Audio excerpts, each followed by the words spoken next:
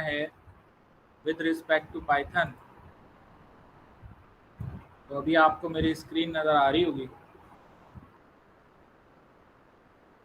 तो सबसे पहले तो आपको एक आईडीई इंस्टॉल करनी है जिसके ऊपर हम पाइथन का कोड लिख सकें।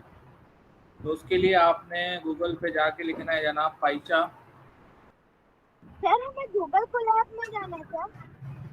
गूगल कोलैब भी यूज़ कर सकते हैं, लेकिन मैं यहाँ यूज़ कर रहा हूँ पाइचा। आप गूगल कोलैब पे भी कोड यूज़ कर सकते हैं बेटा।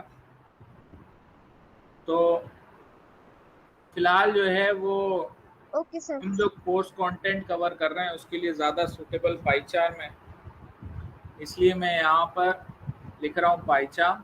और ये पहला जो लिंक आपको नज़र आ रहा है, PyCharm the Python ID for from JetBrains, इस पर क्लिक करके तो मेरे सामने ये वेबसाइट खुल जाएगी jetbrains.com/pycharm। यहाँ से आप डाउनलोड पे चले जाएं। डाउनलोड पे जाएंगे तो आपको दो ऑप्शन नज़र आ रहे होंगे, एक प्रोफेशनल और एक कम्युनिटी। तो यहाँ से आप कम्युनिटी वाला डाउनलोड कर लें। इसमें पाइथन रिलेटेड तमाम चीज़ें मौजूद हैं और इसको बड़ी इजीली आप इस्तेमाल कर सकते हैं फॉर पाइथन डेवलपमेंट। ठीक है। अगर आपके पास कोई आईडी है एजुकेशनल तो आप प्रोफेशनल भी डाउनलोड करके एज अ स्टूडेंट उसको एक्टिवेट करा सकते हैं, लेकिन कम्युनिटी में कोई चार्जेस वगैरह नहीं है, ये फ्री है, बिल्ट इन और ओपन सोर्स है, तो लिहाजा कोई चार्जेस वगैरह आपको पे करने की ज़रूरत नहीं पड़ेगी। अटेंडेंस की इशू ना लें, अटेंडेंस ऑटोमेटिकली खुद ब खुद लग जाएगी जब आप क्लास ज्वाइन करेंगे तो।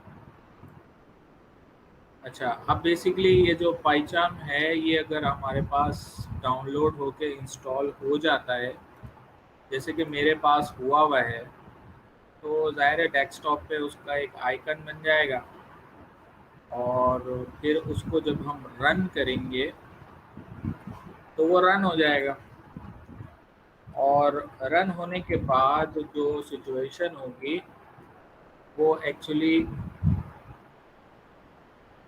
आपको वो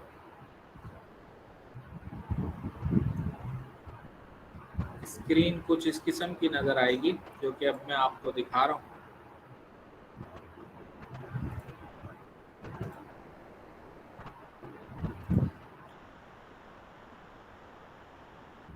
तो जनाब कुछ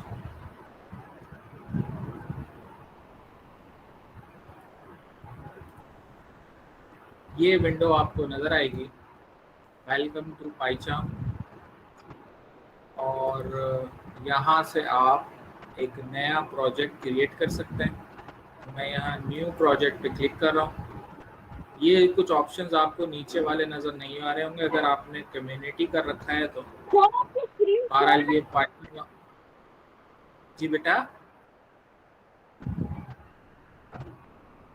क्या कह रहे हो? यस।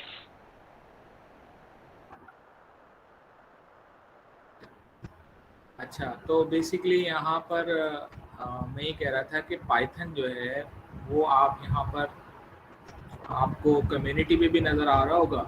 तो यहाँ से जो भी आपने प्रोजेक्ट बनाना है, सिलेक्ट करना है, वो आप सिलेक्ट कर लें। मिसाल के तौर पे आप इसको सर डेस्कटॉप पे सेव करना चाहते हैं तो यहाँ से डेस्कटॉप सिलेक्ट कर लें।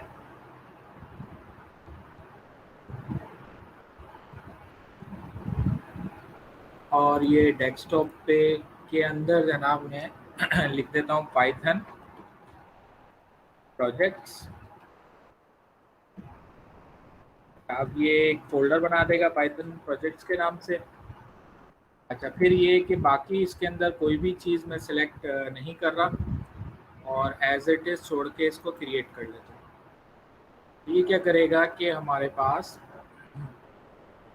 एक नया प्रोजेक्ट बना देगा। अगर इन केस आपके सिस्टम में पाइथन इंस्टॉल नहीं है तो वो जो पाइचार्म इंस्टॉल हो रहा होगा तो वो खुद ही अपने हिसाब से आपसे चीज़ें पूछ कर with respect to your system कुछ चीज़ें डाउनलोड करके इंस्टॉल करके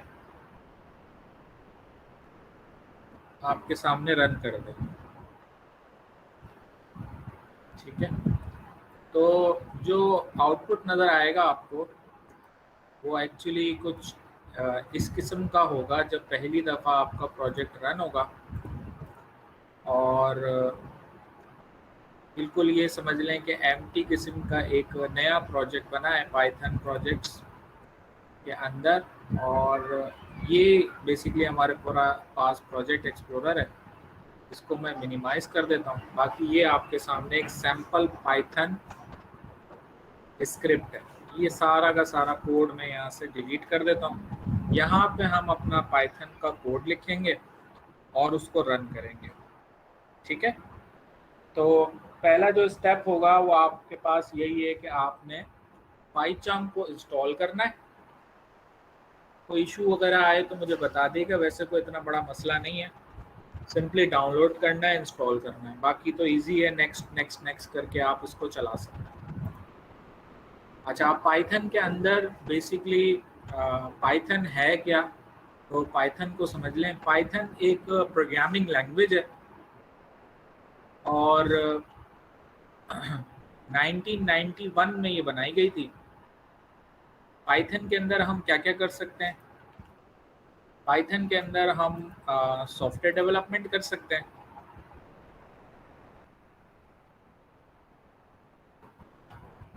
पाइथन के अंदर जनाब हम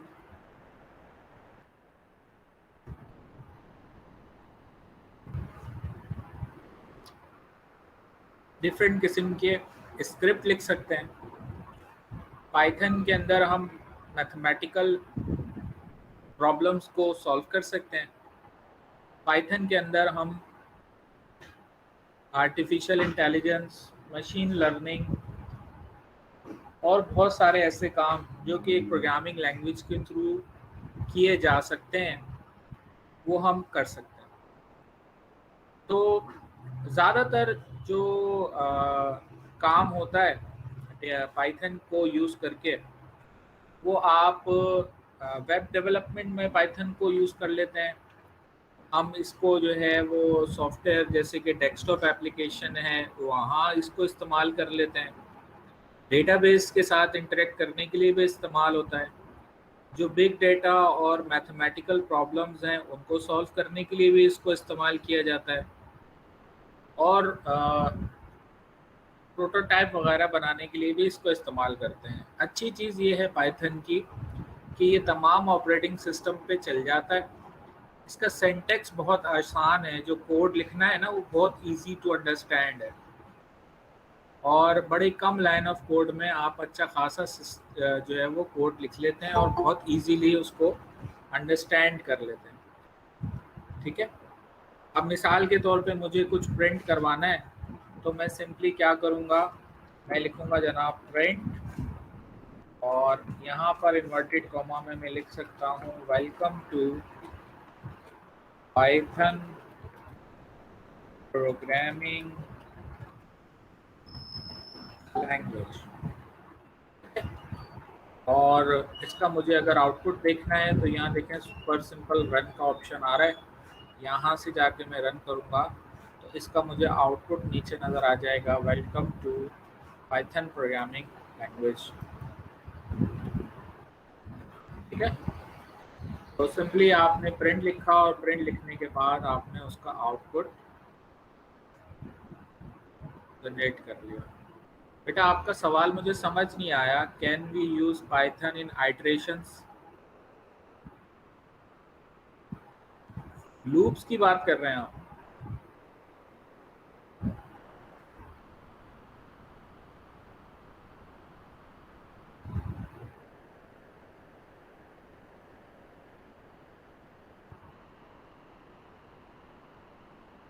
लूप्स तो बेटा हर प्रोग्रामिंग लैंग्वेज में होते हैं, पाइथन में भी हैं और भी जितनी प्रोग्रामिंग लैंग्वेज हैं सबके अंदर हैं।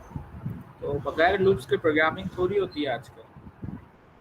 अच्छा, पाइथन का सिंटैक्स बहुत इजी है और बहुत इजीली इसमें आप काम करते हैं। कुछ चीज़ों का ख्याल रखना होता है तो वो मैं आपको यहाँ पे बता दूंगा। अब जैसे आपके सामने यहाँ पर मैंने ये जो सॉफ्टवेयर डेवलपमेंट लिखा है, इससे पीछे मैंने हैश लगाया हुआ है। तो ये एक्चुअली ये जो है ना ये कमेंट होता है। कमेंट ऐसा कोड होता है जो कि रन नहीं होता, एग्जीक्यूट नहीं होता, कंपाइल नहीं होता। आप बड़ी इजीली यहाँ पे कोई भी हिंट लिख सकते हैं, कोई डॉक्यूमेंटेशन रिलेटेड चीज़ लिख सकते हैं। नॉर्मली ये कमेंट्स कहलाते हैं और इसमें कोई आप कोड नहीं लिखते, अपने लिए कोई जो है वो चीज़ ऐसी लिख देते हैं जो कि कोड पढ़ने वाले के लिए आसानी हो कि भाई ये कोड किस चीज़ के लिए। अभी आहिस्ता आहिस्ता जैसे जैसे हम आगे कोड करेंगे तो उसमें कमेंट्स का बहुत फ्रीक्वेंट इस्तेमाल कर रहे होंगे। ठीक है। अच्छा, अब पाइथन के अंदर जो है वो हमारे पास एक अच्छी चीज़ ये होती है कि पाइथन में हम बड़े आराम से बहुत ही मुश्किल किस्म का कोड लिख लेते हैं और उसको एग्जीक्यूट कर लेते हैं, इसीलिए ये लैंग्वेज पॉपुलर भी बहुत है।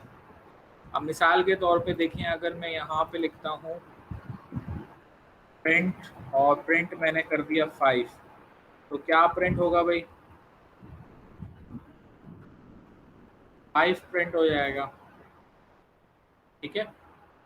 अच्छा, अगर मैं यहाँ पे लिखता हूँ 5 + 5, तो क्या प्रिंट होगा?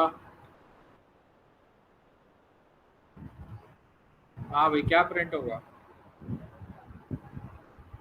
सर 10। 10 प्रिंट हो जाएगा। अच्छा, अगर मैं यहाँ पर कितने भी ऑपरेटर्स हैं वो इस्तेमाल करना चाहूँ तो कर सकता हूँ। मिसाल के तौर पे मैं लिख देता हूँ 10 × 2, अब 20 प्रिंट हो जाएगा। और मल्टीप्लाई, डिवाइड, जो भी ऑपरेटर्स हैं उनको इस तरीके से इस्तेमाल कर सकता हूँ।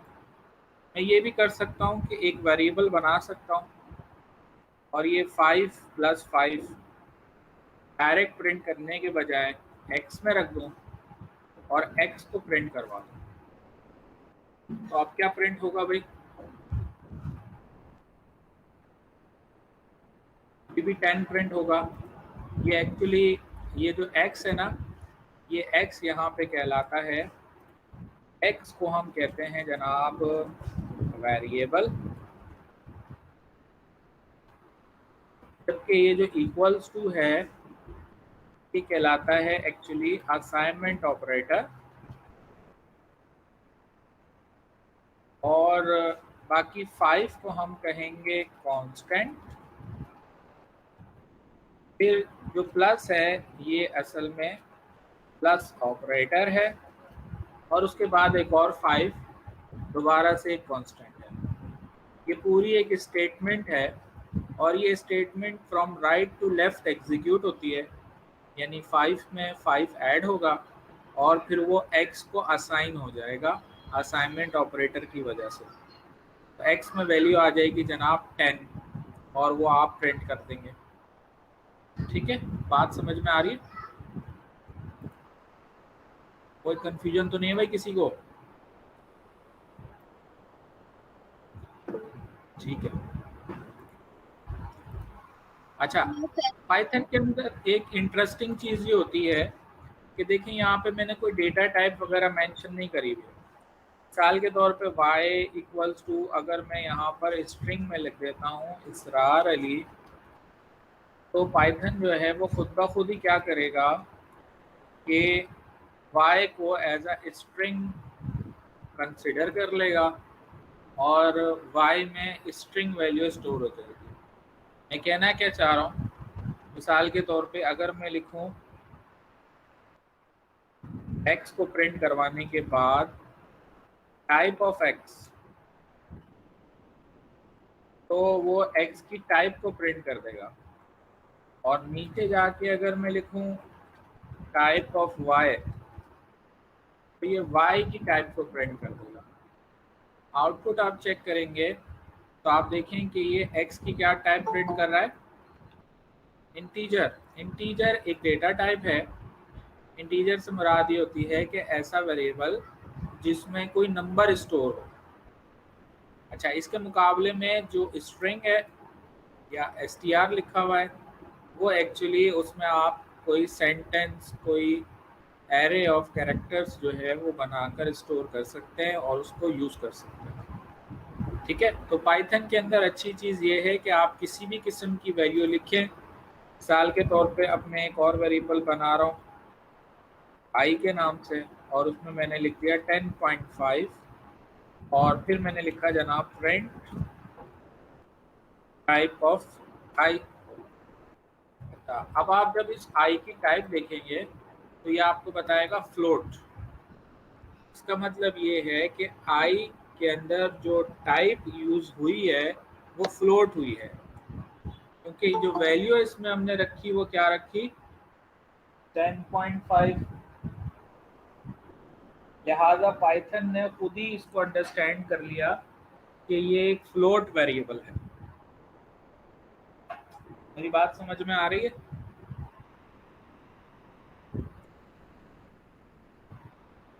हाँ भाई। Yes sir.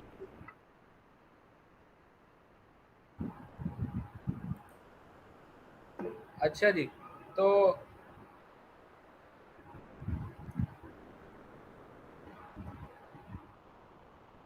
बेटा मैं सिर्फ ये बता रहा हूँ कि आप जो भी वैल्यू लिखते हैं और उसके बाद उसको किसी वेरिएबल में असाइन कर देते हैं, तो पाइथन खुद ही डिसाइड कर लेता है कि किस टाइप का वेरिएबल है।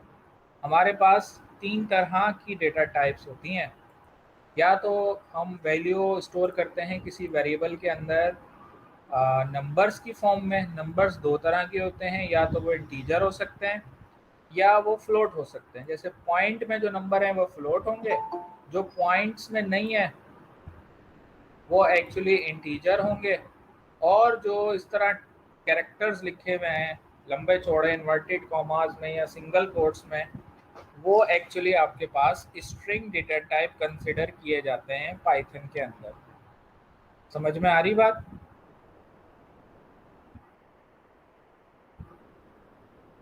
ठीक है। अच्छा, अब हमारे पास डिफरेंट वैल्यूज होती हैं। अब आपसे कोई पूछे कि सर ये जो आपने एक्स लिखा है ये तो एक वेरिएबल है, ये प्रिंट क्या चीज़ है, तो आप बताएंगे कि प्रिंट एक्चुअली एक फंक्शन है।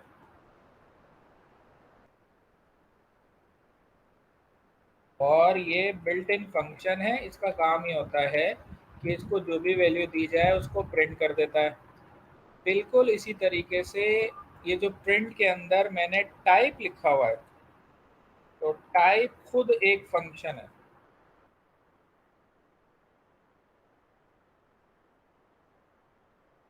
ठीक है। टाइप का काम ये होता है कि जो भी इसको वैल्यू दी जाती है इस फंक्शन को, तो ये उसकी टाइप बता देता है कि भाई इसकी टाइप क्या है। जैसे ये बता रहा है कि भाई एक्स की टाइप जो है ना वो इंटीजर है, और वाई की टाइप स्ट्रिंग है, जबकि आई की टाइप जो है वो फ्लोट है। सही है। तो हमारे पास डिफरेंट टाइप्स होते हैं जिनको हम यूज़ कर सकते हैं और उनको इस्तेमाल कर सकते हैं। इसमें एक चीज़ का हमें ख्याल रखना होता है जब हम वेरिएबल्स बना रहे होते हैं कि ये केस सेंसिटिव होते हैं। क्या मतलब है? इसका मतलब ये है कि अगर मैंने लिखा ए और ए में स्टोर करवा दिया पाइथन, ये स्मॉल ए है, और फिर मैंने लिखा कैपिटल ए और उसमें मैंने स्टोर करवा दिया जावा, तो अब क्या होगा कि अगर मैं प्रिंट करवाऊंगा ए, तो क्या प्रिंट होगा भाई? पाइथन प्रिंट होगा कि जावा प्रिंट होगा?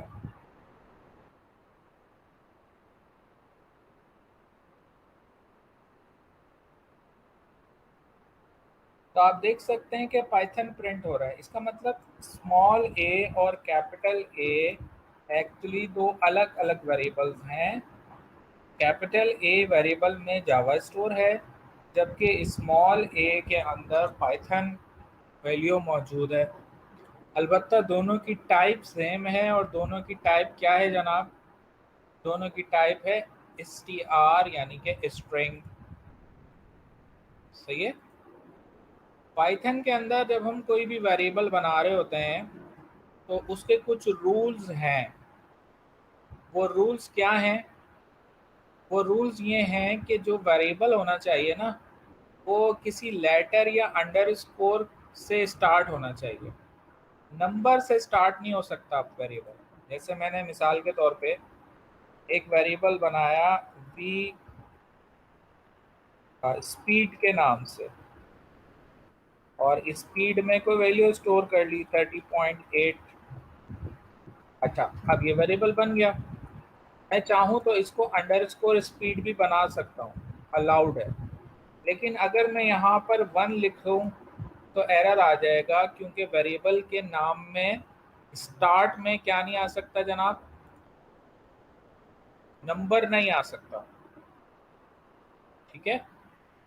इसी तरीके से वेरिएबल जो होता है उसमें अल्फा न्यूमेरिक कैरेक्टर्स होने चाहिए या फिर अंडरस्कोर होना चाहिए। कोई और चीज़ आप इसमें नहीं रख सकते। कुछ सिंबल वगैरह अगर आप रखना चाहेंगे तो एरर आ जाएगा। ठीक है।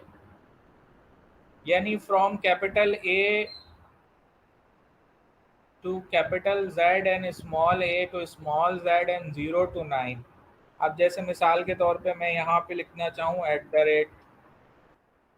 @ABC और उसमें स्टोर करना चाहूँ 90, तो एरर आ जाएगा।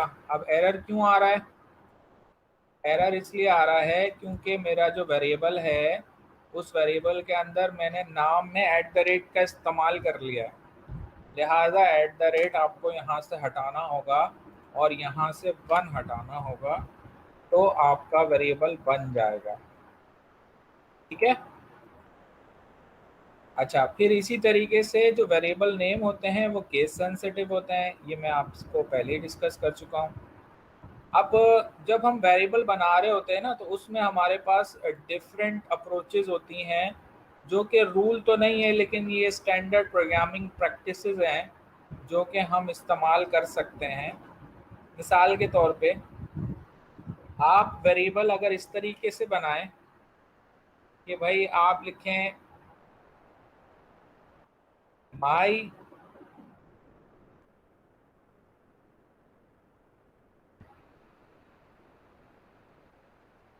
क्लास स्टूडेंट, तो अब ये जो वेरिएबल है इस वेरिएबल के अंदर हम कोई वैल्यू भी स्टोर कर देते हैं।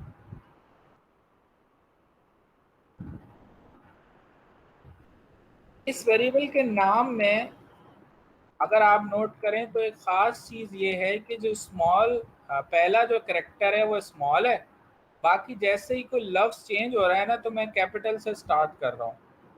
तो इस तरह का जो वेरिएबल नाम रखने का तरीका होता है इसको हम कैमल केस कहते हैं। ये कैमल केस कहलाता है, यानी कि पहला तो स्मॉल होगा और उसके बाद जो वर्ड आएंगे वेरिएबल में अगर हैं तो वो जनाब इस तरीके से लिखा जाएगा। एक नेमिंग कन्वेंशन है ये। ऐसा वेरिएबल जिसमें मल्टी वर्ड्स हों, एक से ज़्यादा वर्ड हों, तो उसमें ये किया जाता है। अच्छा, अगर मैं इस तरीके से करूं कि बजाय इसके के पहला स्मॉल रखूं, तमाम वर्ड्स को एक वेरिएबल के नाम में कैपिटल रख दूं, जैसे मैं कह दूं माई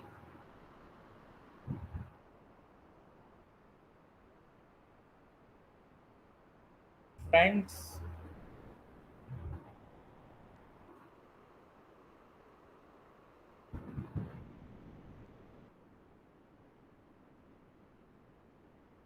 होम एड्रेस। अब ये जो वेरिएबल है इसका हमने कोई एड्रेस स्टोर कर दिया है, लेकिन इसका जो मैंने नाम रखा है उसमें सब कैपिटल रख दिए तमाम वर्ड्स। तो इस किस्म की जो नेमिंग कन्वेंशन होता है इसको पास्कल कैस कहते हैं। ठीक है। एक तीसरा तरीका ये होता है कि जो वर्ड्स है ना उनको आप सबको स्मॉल लेटर्स में लिखें लेकिन बीच में अंडरस्कोर लगा दें, जैसे माई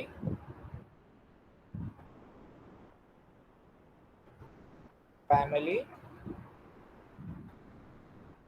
डिनर। इस अप्रोच को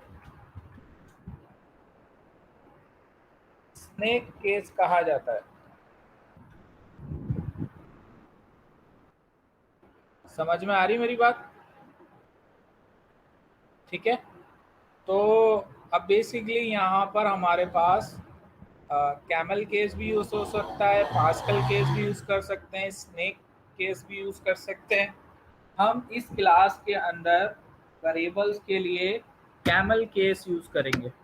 ठीक है, बाकी कहीं और आप यूज करना चाहें तो अगर आपको पास्कल या स्नेक केस नज़र आता है तो वो भी प्रोग्रामिंग के अंदर इस्तेमाल होता है और लोग इस्तेमाल करते हैं, तो उसमें कोई बुराई नहीं है। बात समझ में आ गई?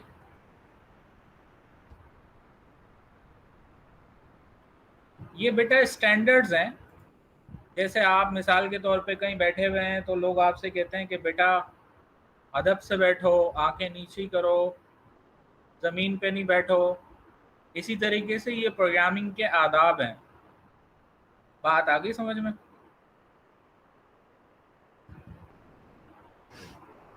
अच्छा, अब मज़ीद इसके अंदर और आगे चलते हैं। जो हमारे पास पाइथन इस्तेमाल होती है तो उसमें डिफरेंट किस्म के डेटा टाइप्स हैं जो हम यूज़ कर सकते हैं फॉर आवर वेरिएबल। ठीक है, कौन कौन सी डेटा टाइप्स हैं? तो अगर मेरे पास किसी भी वेरिएबल के अंदर, देखिए मैंने लिखा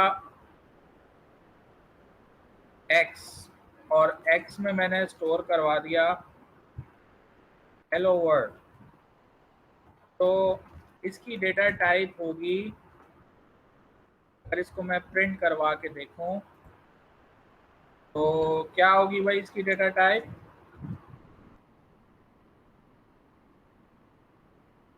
इसकी डेटा टाइप होगी, ऐसे करवा लेते हैं, hello world data type is, और यहाँ पे कॉमा लगा देते हैं। तो आप देखेंगे कि यहाँ पे लिखा हुआ आएगा hello world data type is str। Hello world की डेटा टाइप क्या है? str। ठीक है, अच्छा पाइथन में एक हमारे पास डेटा टाइप होती है जिसको हम कहते हैं इंटीजर। मिसाल के तौर पे x में अगर मैं 20 स्टोर करवा दूं तो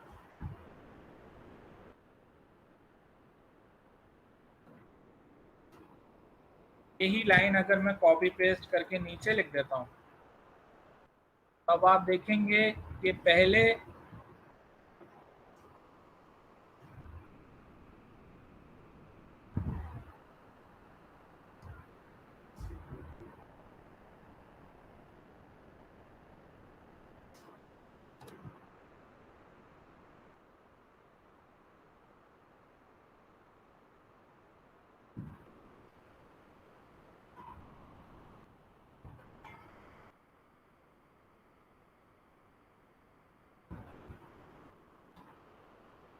अच्छा, अभी जो मैं यहाँ पे कोड लिख रहा हूँ इसको ज़रा समझ भी लें, मैं लिख क्या रहा हूँ यहाँ पे। देखें यहाँ पर मैं लिख रहा हूँ x equals to hello world, फिर मैंने लिखा प्रिंट x इक्वल्स टू, ये जो है ना कॉनकैटिनेशन ऑपरेटर है, ये करेगा ये कि x की वैल्यू को इस स्ट्रिंग से कॉन्केट कर देगा। तो यहाँ पर x की वैल्यू नज़र आएगी आपको, x की वैल्यू है हेलो वर्ल्ड, तो लिखा हुआ आएगा x equals to hello world data type is, जो भी डेटा टाइप है x की। फिर यहाँ पे x की वैल्यू 20 हो गई है, तो अब ये बताएगा कि x की वैल्यू डेटा टाइप क्या है। तो अब आप कोड को रन करेंगे तो ये देखें बता रहा है कि x equals to hello world data type is class str, और x की वैल्यू जब 20 है तो डेटा टाइप क्या है? इंटीजर है। मेरी बात समझ में आ रही है?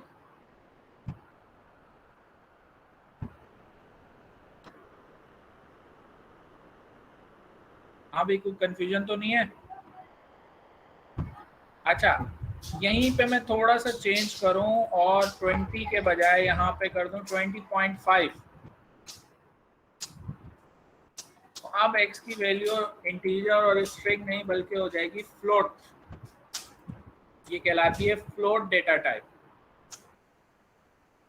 सही है, तो फ्लोट डेटा टाइप बेसिकली वो इस वक्त इस्तेमाल होती है जब हमारे पास कोई फ्लोटिंग नंबर हो। अच्छा, फिर उसके बाद हमारे पास एक और डेटा टाइप होती है जिसको हम पाइथन में कहते हैं complex data type. Complex data type क्या है कि मैंने लिखा 20 और उसके आगे मैंने कोई कैरेक्टर लिख दिया।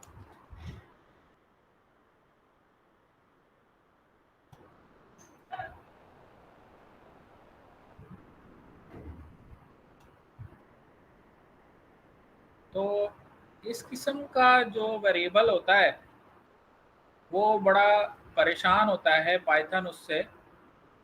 और जैसे मैं यहाँ पे लिख देता हूँ 1J। अब देखें ये 1J जो है ना, ये पाइथन के लिए बड़ा परेशानी का बाइस है। लिहाजा पाइथन इसको जो है वो डेटा टाइप कंसिडर करेगा कॉम्प्लेक्स। कॉम्प्लेक्स क्यों है भाई? इसलिए क्योंकि इसमें नंबर भी है और कैरेक्टर भी है, लिहाजा ये कॉम्प्लेक्स डेटा टाइप कंसिडर किया जाएगा।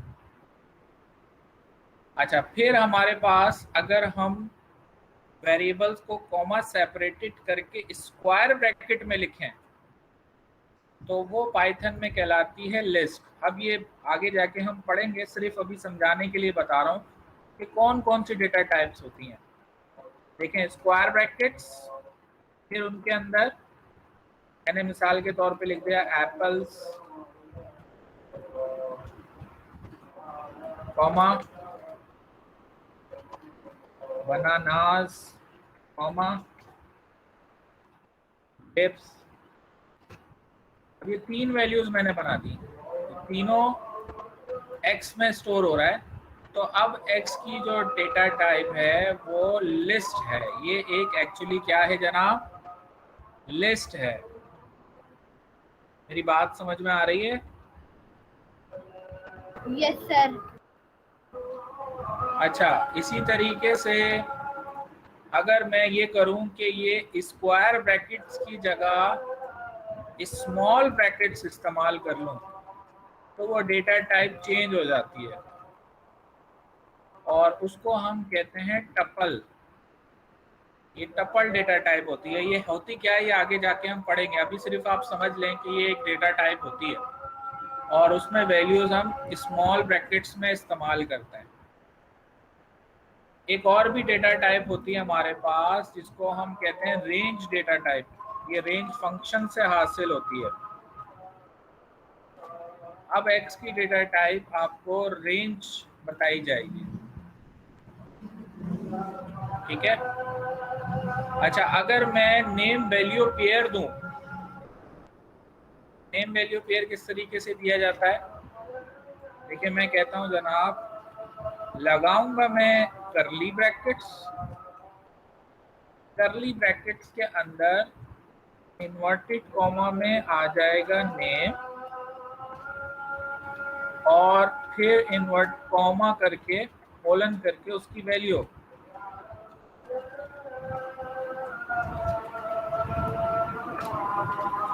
अच्छा, कॉमा करके आगे मैं लिख रहा हूं फादर नेम।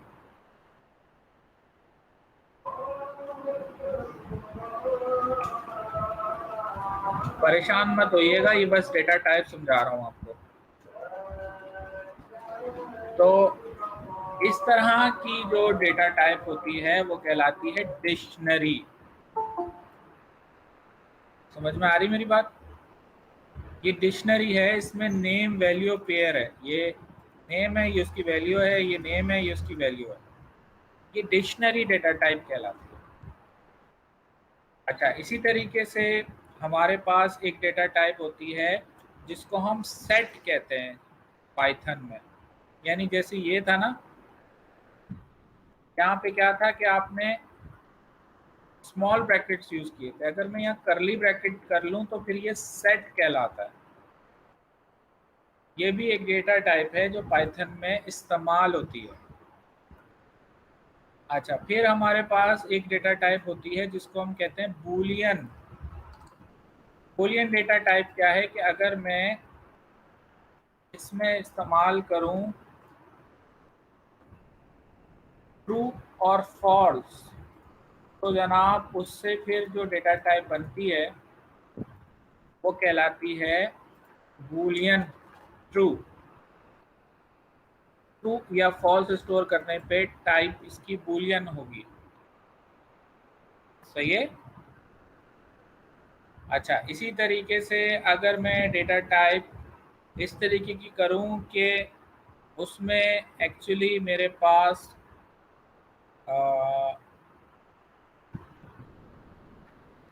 स्ट्रिंग हो, लेकिन मैंने क्या कर दिया कि ऐसे करके शुरू में स्मॉल बी लगा दिया,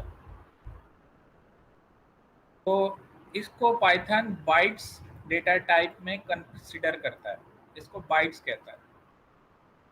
समझ में आ रही मेरी बात? तो ये कुछ डेटा टाइप्स थी जो भी मेरे जहन में थी, मैंने आपको बता दी। इसके अलावा भी और डेटा टाइप्स हैं, तो और कुछ डेटा टाइप्स हम खुद भी बना सकते हैं पाइथन के अंदर। थी अबाउट पाइथन डेटा टाइप्स, और उसमें से हमने ये देखा कि पाइथन की डिफरेंट किस्म की डेटा टाइप्स होती हैं और उनको हम इस्तेमाल कर सकते हैं। ठीक है।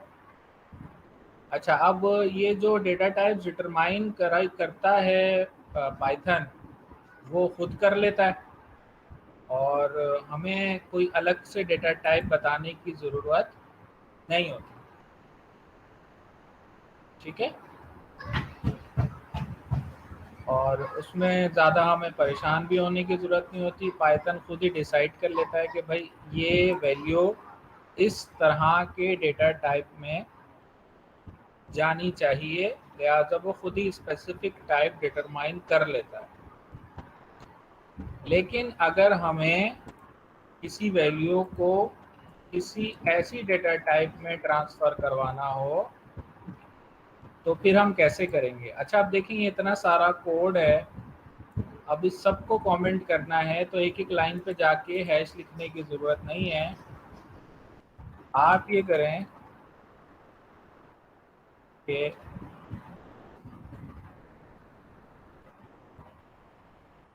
मल्टी लाइन कमेंट्स यूज़ करें। मल्टी लाइन कमेंट्स किस तरीके से इस्तेमाल हो सकते हैं? मल्टी लाइन कमेंट्स यूज़ करने का तरीका ये है कि 3 दफ़ा आप पाइथन के अंदर कोड में अगर इन्वर्टेड कॉमा लगा दें तो ये सारा कोड कमेंट हो जाएगा। ठीक है। उसके बाद आप कोड को रन करेंगे तो कुछ भी आउटपुट नहीं आएगा, क्योंकि सारा कोड क्या हो गया, कमेंट आउट हो गया। इसको पाइथन में मल्टी लाइन कमेंट कहते हैं। ये कोड में जब आपके साथ शेयर करूंगा तो मेक श्योर कि ये आप मल्टी लाइन कमेंट जो है ये हटा दें, उसके बाद ये कोड फिर रन होगा। अच्छा, बताना मैं क्या चाह रहा था? बताना मैं आपको ये चाह रहा था कि अगर हमारे पास बेसिकली कोई ऐसी वैल्यू हो, जैसे मिसाल के तौर पे 1.5, अब इसको अगर मैं x में रखूँगा तो क्या डेटा टाइप पाइथन डिटरमाइन करेगा भाई इसके लिए? कोई बताएगा मुझे? सर आप वापसी रिपीट करेंगे? मैं कह रहा हूँ कि x इक्वल्स टू 1.5 मैंने अगर रखा है तो x की डेटा टाइप पाइथन क्या बताएगा मुझे? जी, फ्लोट बताएगा। और प्रिंट आपको नज़र आएगा कि भाई x की डेटा टाइप फ्लोट है। लेकिन अगर मैं यहाँ एक फंक्शन यूज़ कर लूँ इंट वाला, कहलाता है इंट फंक्शन, तो फिर ये क्या करेगा पाइथन के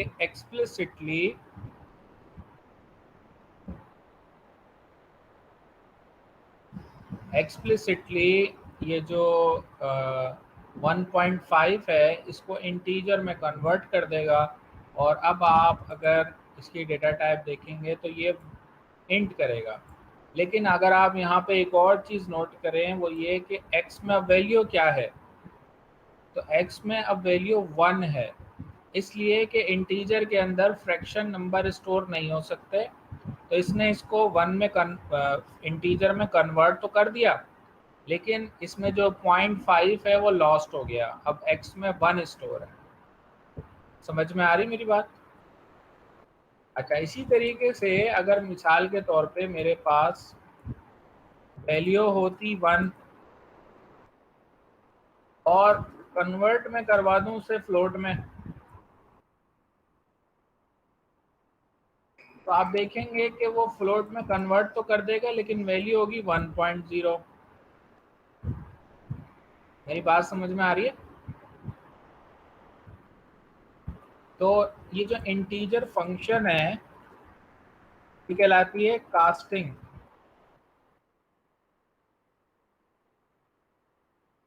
ये आप फ्लोट से इंटीजर में कास्ट कर रहे हैं और ये आप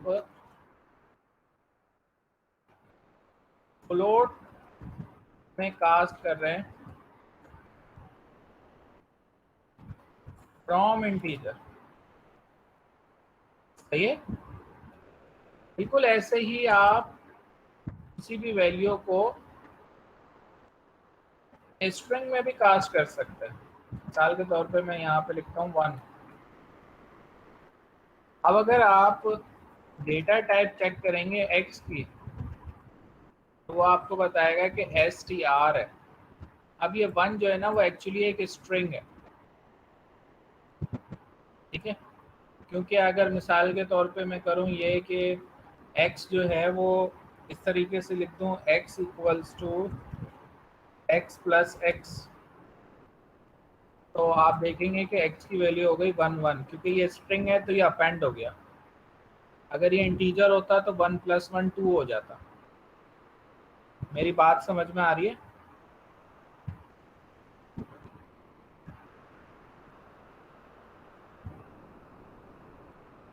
हाँ यस भाई, सर। क्लियर? Yes sir. बेटा एक बात मैं कई दफ़ा बता चुका होता हूँ फिर बार बार बताना पड़ता है। कई दफ़ा बता चुका हूँ कि रिकॉर्डिंग अवेलेबल होगी, फिर आप लोग बोल देते हो सर रिकॉर्डिंग मिलेगी कि नहीं मिलेगी। बता दिया कई दफ़ा कि रिकॉर्डिंग मिलेगी, स्टूडेंट्स को सबको मिल जाएगी, पता नहीं क्या प्रॉब्लम है। अच्छा जी, तो उसके बाद ये हमारी डिस्कशन हो गई कि भाई किस तरीके से हम एक डेटा टाइप से दूसरी डेटा टाइप के अंदर वैल्यूज़ को कन्वर्ट कर सकते हैं, ठीक है?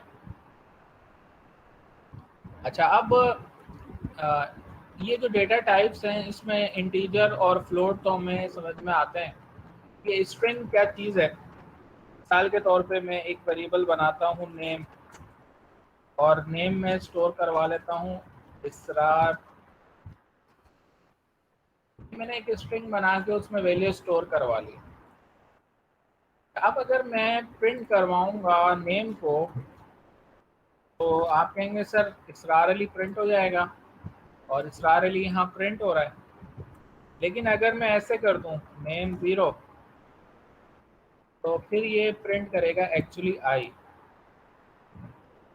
ठीक है? अगर मैं ऐसे करके लिख दूँ 1 तो ये सेकंड कैरेक्टर प्रिंट कर देगा।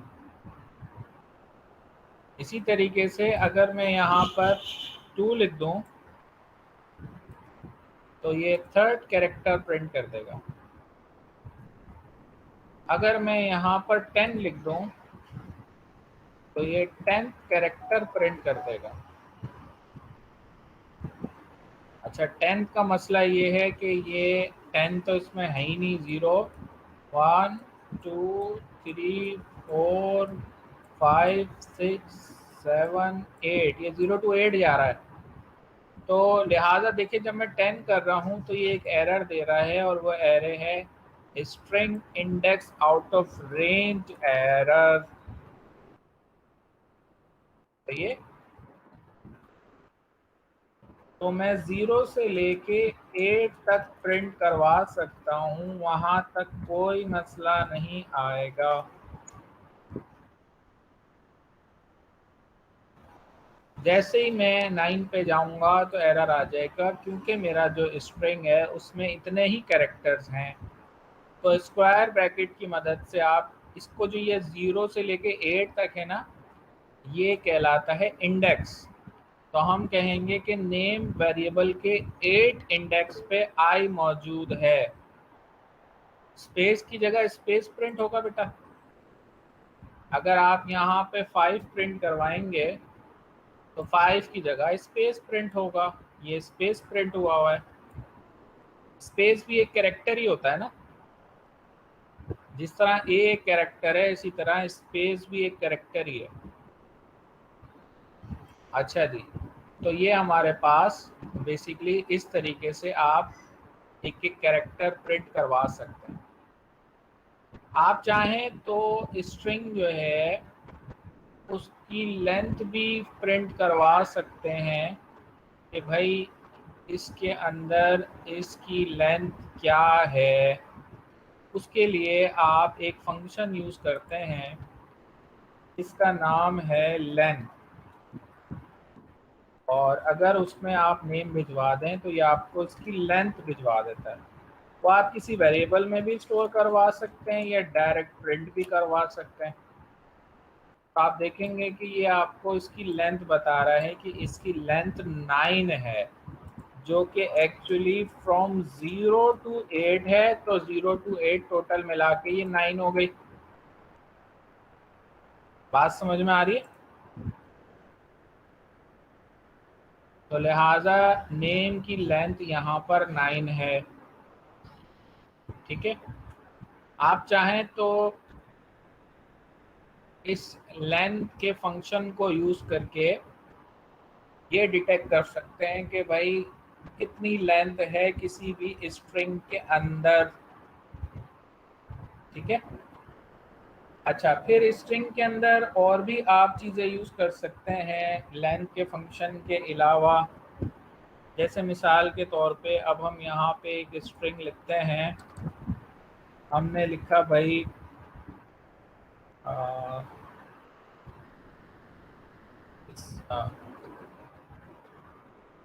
स्टार्टिंग लाइन, और फिर हमने कहा कि I am very good in Python programming. अब ये पूरा आपने एक सेंटेंस लिख दिया। ठीक है। अगर आप प्रिंट करेंगे और प्रिंट करवाएंगे लेंथ किसकी, स्टार्टिंग लाइन की, तो ये आपको इसकी लेंथ बता देगा 37। सही है। अच्छा, आप ये भी कर सकते हैं कि आप प्रिंट करवाएं कि भाई मुझे ये बताओ कि ये जो गुड है ये स्टार्टिंग लाइन में है कि नहीं है। ये जो इन कीवर्ड है, इन एक कीवर्ड है जो हमने यहाँ पर इस्तेमाल किया है। तो अब बेसिकली अगर मैं लिखता हूँ गुड इन स्टार्टिंग लाइन, तो देखें ये इन जो है ना या तो ट्रू रिटर्न करता है या फॉल्स रिटर्न करता है। ये ट्रू रिटर्न करेगा अगर ये स्ट्रिंग इसमें मौजूद है। तो आपके ख्याल में ये ट्रू रिटर्न करेगा कि फॉल्स रिटर्न करेगा?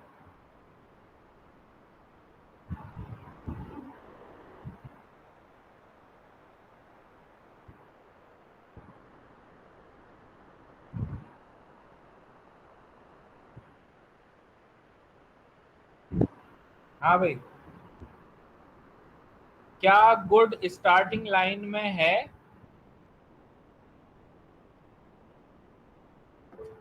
जी, ये ट्रू रिटर्न करेगा क्योंकि गुड स्टार्टिंग लाइन में है।